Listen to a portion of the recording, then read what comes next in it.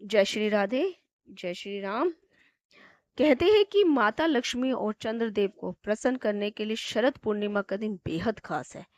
माना जाता है कि इस दिन शुभ दिन चंद्रदेव अपनी 16 कलाओं से परिपूर्ण होते हैं, जबकि धान की देवी माता लक्ष्मी धरती पर भ्रमण करने के लिए आती है।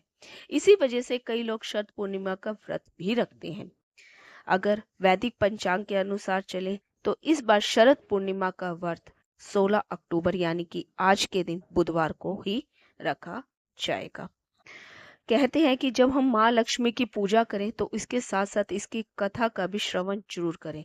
अगर हम इसकी कथा का श्रवण करते हैं तो हमें इसका दुगना लाभ मिलता है, और जितने भी लोगों के साथ इसको शेयर करते हैं उसका तो प्रभाव ही कहना क्या।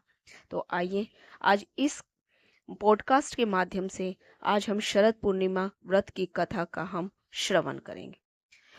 पौराणिक कथा के अनुसार प्राचीन काल में एक साहूकार की दो पुत्रियां थी। साहूकार की दोनों पुत्रियां काफी ज्यादा धार्मिक थी। वो नियमित रूप से पूजा पाठ करने के साथ प्रत्येक पूर्णिमा का व्रत रखती थी।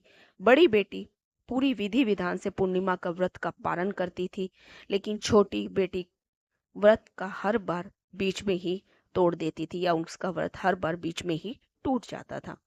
कुछ समय बाद दोनों बेटी की शादी हो गई। शादी के कुछ साल बाद बड़ी बेटी ने स्वस्थ संतान को जन्म दिया, लेकिन छोटी बेटी की संतान पैदा होने के बाद ही मर गई।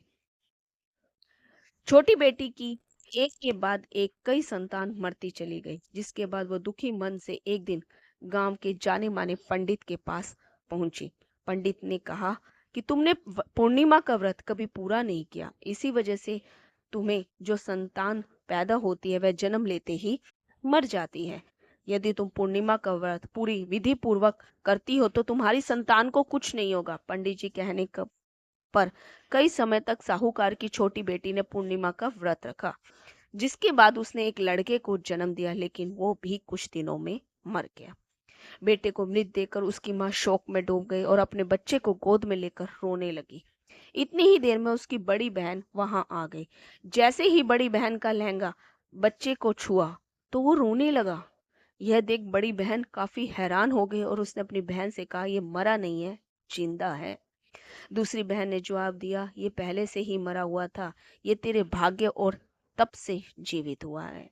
इसके बाद बड़ी बहन ने छोटी बहन को पूर्णिमा व्रत की महिमा बताई और कहा, शरद पूर्णिमा का व्रत करने से कुंडली में चंद्र ग्रह की स्थिति मजबूत होती है, जिससे हर कार्य में सफलता मिलती है, खासकर सेहत अच्छी रहती है। इसी के बाद से लोग अपने और अपने परिवार वालों के अच्छे स्वास्थ्य के लिए शरद पूर्णिमा का व्रत रखते आ रहे हैं।